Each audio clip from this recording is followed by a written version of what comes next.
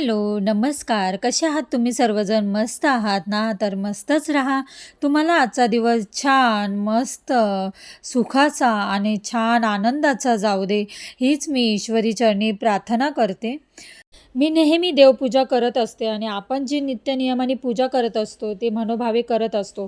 तर तर ही माझी रोजची देवपूजा मी कशी करते, हे तुमच्याबरोबर शेअर करणार आहे. तर जास्त वेळ न घालवता व्हिडिओला मी सुरुवात करते. देवपूजा ही मी मंगळवारी, गुरुवारी, शुक्रवारी करत असते. देव धुवून वगैरे स्वच्छ करते. पण त्याच्या आधी उंबरठ्याची पूजा महत्त्वाची असते. तर उंबरठ्याची पूजा उंबरठ्यापासून मी सुरुवात करते. तर नेहमीप्रमाणे अंगणात, दरवाजात पाणी मारून स्वच्छ पुसून घेऊन नेहमी स्वच्छ केलं पाहिजे आणि आपलं नेहमी स्वच्छच असला पाहिजे. कारण तिथूनच आपली लक्ष्मी येत असते. त्यामुळे सर्वात आधी ते काम केलं पाहिजे. त्यानंतर उंबरठ्यावर हळदीचं लेपन नक्की करा. तर उंबरठ्याची पूजा करून छान रांगोळी काढून अंगण सुशोभित केलं. तुळशीची पूजा केली. तुळशीजवळ एक दिवा लावा तुम्ही आणि त्याच्यानंतर दरवाजात कापूर जाळा. तर आपण एक प्रकारे देवाला आपल्या घरी येण्यासाठी आमंत्रण देत असतो. तर उंबरठ्यावर हळदीचे लेपन आणि छोटीशी का होईना मी रांगोळी काढतच असते. देवपूजा ही आपण नेहमी नित्यनियमाने छान व्यवस्थित करत असतो, मनोभावे करत असतो आणि ती रोज पूजा करत असतो ना, तर त्याच्यात आपल्याला खूप छान प्रसन्न पण सुद्धा वाटतं. तर हे सर्व मी करत असते आणि त्यानंतर देवपूजेला सुरुवात करते. देवपूजा करायला मला 1 तास तरी लागतोच लागतो. म्हणजे खूप अशी व्यवस्थित पूजा करायची म्हटलं ना, तर 1 तास नक्कीच लागतो मला. तर मला जी गोष्ट माहिती आहे, ते मी या व्हिडिओमार्फत तुमच्यापर्यंत पोहोचवत असते आणि शेअरसुद्धा करत असते. तर बारीक-सारीक ह्या भरपूर गोष्टी असतात, ज्या मला माहिती आहे. ते खरंच मला तुम्हाला सांगावसं वाटतं आणि एक तुम्ही आपली माझी फॅमिलीच झाली आहे. तर जे तुम्ही माझे व्हिडिओ बघत असताल ना, तर खरंच हे मी सगळं मनापासून करत असते ना, तर त्या गोष्टी मी तुम्हाला आवर्जून शेअर करत असते. तर सर्वात आधी मी हे सर्व देव आहे ना ताटात काढून घेते आणि देवाऱ्यात मी जे वस्त्र टाकलेलं असतं ना, त्याच्यावर सर्व आपण जे हळदी, कुंकू, तांदूळ वाहत असतो देवांना, तर ते सगळं पडलेलं असतं. तर ते मी सर्व काढून छान आहे ना धुवून घेते वस्त्र आणि पुन्हा दुसरं वस्त्र टाकत असते.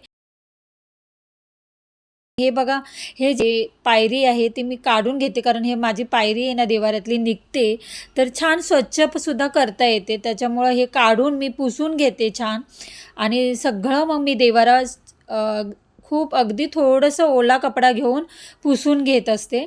तर हे जेव्हा मी मंगळवारी, शुक्रवारी, गुरुवारी देवपूजा करते ना, तर त्यावेळेस हे सर्व मी पुसून घेत असते. त्याच्यानंतर फोटो आपल्या देवाचाच मी एक कपडा ठेवला आहे. त्या देवाच्या कपड्यानेच मी हे सर्व आहे ना पुसून घेते.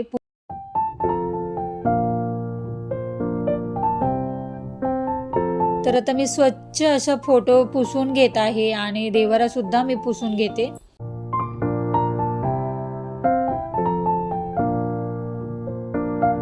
तर असं छान मी चारी बाजूने देवाचे खांब आहेत ते आणि बाजूला सगळं काही मी चारी बाजूने व्यवस्थित स्वच्छ करून घेत असते. त्याच्यानंतर देवाऱ्याच्या खाली वगैरे सर्व डिझाईन असते ना, त्याच्या पण कानाकोपऱ्यातलं सर्व मी देवारा छान पुसून घेते. तर हे वस्त्र घरातच मी शिवले आहेत. असे 2-3 वस्त्र शिवलेले आहेत. खूप छान शिवलेत बघा. तर तर असं मी दुसरं धुतलेलं वस्त्र आहे ना, ते टाकून घेते आणि आता देव पाण्याने स्वच्छ धुवून घेते. ते ताटातले देव आहेत ना, ते मी सर्व आधी अन्नपूर्णा आईचं मी तांदळात ठेवते. तर ते वाटीतले तांदूळ आहे ना, ते बाजूला काढून ठेवते. थोडेसे आपल्या जे धान्याचा डब्बा असतो ना, त्या तांदळाच्या डब्यामध्ये थोडे तांदूळ ठेवायचे आहेत आपल्या घरामध्ये आणि थोडे पक्ष्याला द्यायचे असतात आणि तसे मी काढून ठेवते. त्यानंतर श्रीयंत्र हे मी तांदळात ठेवते. ते त्यातले तांदूळसुद्धा मी पक्ष्यांना देत असते. तर हे मंगळवारी, शुक्रवारी जेव्हा मी देवपूजा करते ना, तर तांदूळ बदलत असते आणि त्याच्यानंतर मी कासव हे तांदळात ठेवलेले आहेत. त्याचेसुद्धा मी ते तांदूळ सगळं मिक्स करून एका वाटीत ठेवून दिले आहेत आणि आता ते पक्ष्यांना नंतर देणार आहेत. तर देव स्वच्छ करताना जेव्हा मी म्हटलं तसं मंगळवारी, शुक्रवारी आपण देवपूजा जेव्हा सर्व काढतो आणि देवपूजा धुवून वगैरे स्वच्छ घासून स्वच्छ करतो ना, तर त्यावेळी आपण दहीचा वापर करून शास्त्रयुक्त पद्धतीने सुद्धा देव स्वच्छ करता येतात. पण मी आता सध्या आहे ना, त्याच्याने निघतं किंवा त्याच्यावर डाग नंतर पडतात. तर मी आता चमक-धमक ही पावडर भेटते पितांबरी, त्यानेच स्वच्छ करत असते. जरा थोडासा हातसुद्धा लावला ना, तरीसुद्धा इतकं छान निघतं ना ते, खूप छान निघतं. मी तुम्हाला दाखवते. अगदी सोन्यासारखे ते उजळतात. त्याच्यानंतर मग मी सगळे वस्त्र आहेत ना देवाचे, कृष्णाचं वस्त्र घातलेलं, परत ते सर्व वस्त्र मी बाजूला ठेवून धुवून घेते. त्याच्यानंतर जे हार छोटे-छोटे मी देवांना घातलेत ते बाजूला काढून स्वच्छ धुवून घेते. आणि त्यानंतर मी नेहमी आपल्या देवाच्या मी कुलदेवताच्या नावाने, देवीच्या नावाने जो कलश ठेवते ना, त्या कलशमधलं पण पाणी रोज आपण बदली करायचं आहे. तुळशीच्या कुंडीमध्ये टाकायचं आहे तुळशीला आणि रोज नेहमी ताजं पाणी स्वच्छ भरायचं असतं. तर कलश आता स्वच्छ करून घेते आणि खूप मी म्हणते ना चमक-धमक तुम्ही पावडर वापरा. तर आता पहिले कसे कोलगेटने, दहीने असे देव आपले स्वच्छ करायचो आणि आताही कोणी करत असतील देव स्वच्छ, कोणी शास्त्रयुक्त पद्धतीने आताही करत असतील, तर ते करा. ते तुमच्या पद्धतीने तुम्ही करा. पण मला जे वाटतंय की ही चमक-धमक पावडर आहे ना, ती खरंच अप्रतिम आहे. त्याच्याने खूप देव असे सोन्यासारखे निघतात. तर मी आता छान आपला कुलदेवताचा नारळ आहे तो स्वच्छ धुवून घेतला आणि हे बघा माझ्या नारळाला कोंब आला आहे. तर आता हे वाढत वाढत जातो. तर खूप म्हणजे प्रत्येक वेळी मी जेव्हा नारळाला कोंब येतो ना तर तर ते खूप वाढत गेल्यानंतर मग मी गावी नारळ लावायला देते. मी तर म्हणेल देवपूजा करताना तुम्ही देवाचं नामस्मरण करत राहा. त्याचबरोबर तुम्ही अथर्व शीर्ष लावा, श्रीसूक्तमसुद्धा लावू शकता. त्यामुळे ना खरंच खूप समाधान मिळते, मनाला शांती मिळत असते आणि सकारात्मक आपल्या घरामध्ये ऊर्जा निर्माण होईल. त्यामुळे खरंच मोबाईलमध्ये किंवा टी व्हीवर तुम्ही हे लावून आपली देवपूजा आपली मनाभावे करू शकतो. तर तुम्हाला आता मी दाखवते. हे जे कासव आहे ना, तर कासवाच्या खाली जे मंत्र असतात ना, तर तसा कासव असेल तर तुम्ही तांदळामध्ये कासव ठेवा. म्हणजे एका प्लेटमध्ये तांदूळ घेऊन त्याच्यावर कासव ठेवा आणि जर समजा कासवाच्या खाली मंत्र नसेल, प्लेन जागा असेल, तर तुम्ही एका प्लेटमध्ये पाणी घेऊन त्या पाण्यामध्ये कासव ठेवून द्या. तर अशा खूप बारीक-सारीक गोष्टी असतात, त्या मी तुमच्यापर्यंत शेअर करण्याचा प्रयत्न नेहमीच करत असते आणि तुमच्याबरोबर आता बोलता-बोलता मी हे देव उजळवते. देव स्वच्छ करत असताना मी जे म्हणजे पितांबरी वापरते ना, तर ते असं बारीक-सारीक आहे ना, निघण्यासाठी आहे ना त्याच्यातलं मी हा ब्रश यूज करत असते. तर हा ब्रश आहे ना, मी आपला वेगळाच ठेवलेला असतो. देवासाठी हा स्पेशल ब्रश ठेवलेला असतो माझा. तर तो ब्रश मी वापरते. त्याने जरा स्वच्छ कानाकोपऱ्यातून निघत असतं.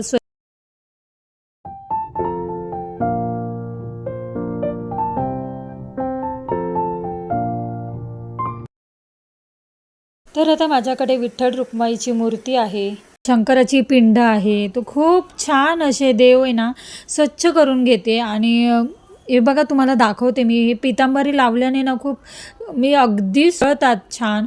तर हे बघा तुम्हाला मी दाखवते हे धुवून. तर तुम्ही बघू शकता हे शंकराची पिंड आहे ती खूप सुंदर निघाली आहे आणि किती बघा ना इतके छान उजळलं आहे ना ते चमकतात ते. तर माझ्याकडे बाळकृष्णाची मूर्ती आहे ती सुद्धा छान उजळून घेते.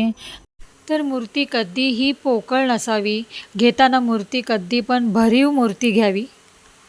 बघू शकता तुम्ही ही पण मूर्ती किती छान निघाली आहे बाळकृष्णाची. तशीच मी आता स्वामी महाराजांची मूर्ती आहे माझ्याकडे.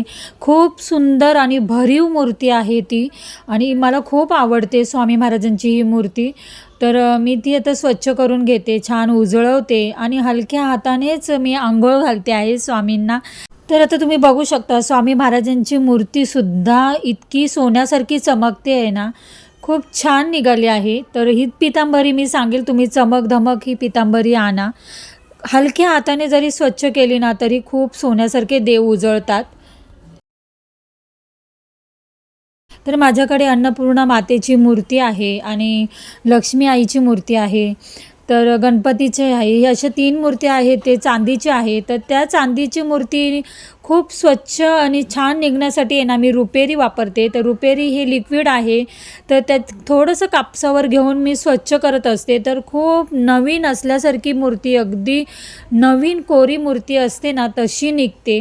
तर काही जोर लावावं लागत नाही आणि हे लिक्विड खूप अप्रतिम आहे. तुम्ही नक्की आणा, रुपेरी आहे ते लिक्विडचं नाव. तर त्याने मी आता स्वच्छ करून घेते हे तिन्ही चांदीचे देव. तर तुम्ही बघू शकता खूप नवीन मूर्ती आणल्यासारखी निघते. तर खरंच खूप छान आहे ते लिक्विड. तर रुपेरी नाव आहे ह्याचं. तर मी सजेस्ट करेल की ती तुम्ही आणा. त्याने काही मूर्तीमध्ये वजन कमी घटत नाही किंवा मूर्तीमध्ये काही परिणाम होत नाही. तर तुम्ही बघू शकता आता मी माझे सगळे देव स्वच्छ करून झाले आहे. दिवेसुद्धा स्वच्छ झाले आहेत आणि सगळे आता मी असे ठेवलेत. आता त्याच्यावर अष्टगंध आणि हळद कुंकू लावून घेते. तर सुरुवातीला मी पहिलं दिवे वगैरे मांडणी करताना त्याच्या आधी आहे ना वाटीमध्ये पुन्हा तांदूळ नवीन घेतले आहे, त्याच्यावर हळद कुंकू टाकलं आहे आणि अन्नपूर्णा मातेची मूर्ती ठेवणार आहे.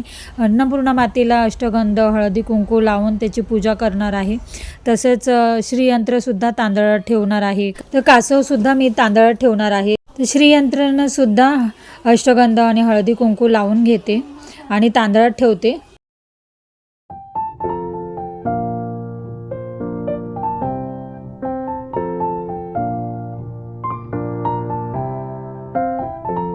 तर सर्वात आधी कुलदेवतेच्या नावाने जो नारळ आपण कलशामध्ये ठेवतो तो कलश पूजायचा आहे. तर त्याच्यात हळदी कुंकू आणि अक्षता वाहून त्याच्यावर कलश ठेवला आहे.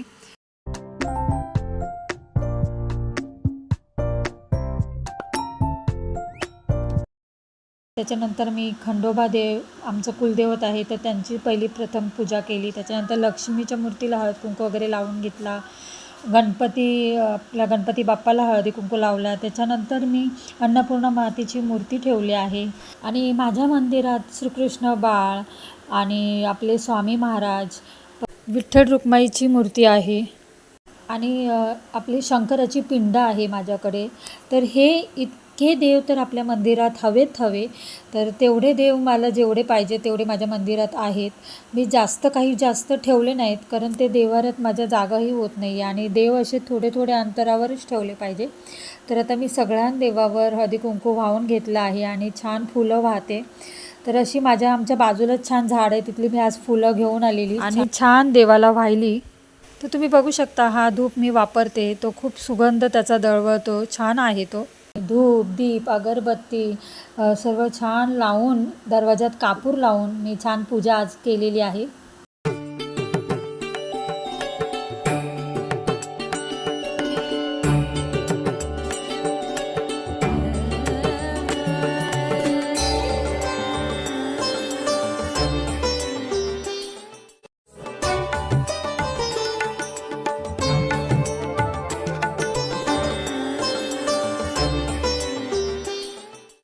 देवाचं आपण जितकं नामस्मरण करू ना त्याच्यामध्ये इतकी ताकद असते की आपल्या मनातल्या सर्व इच्छा पूर्ण होते. तर अशी मी देवपूजा केली आणि ही देवपूजा तुम्हाला सविस्तर मी दाखवली, कशी पूजा मांडणी वगैरे करते आणि कशी देवपूजा करते हे केली. छान तुमच्याबरोबर मी देवपूजा करता सर्व काही शेअर केलं. तर तुम्हाला कशी वाटली ही देवपूजा मला नक्की कमेंटमध्ये सांगा आणि व्हिडिओ आवडला असेल तर नेहमीप्रमाणे लाईक शेअर सबस्क्राईब करा. तर पुन्हा भेटूया अशाच नवनवीन व्हिडिओमध्ये. तोपर्यंत खुश राहा, आनंदी राहा, काळजी घ्या. बाय.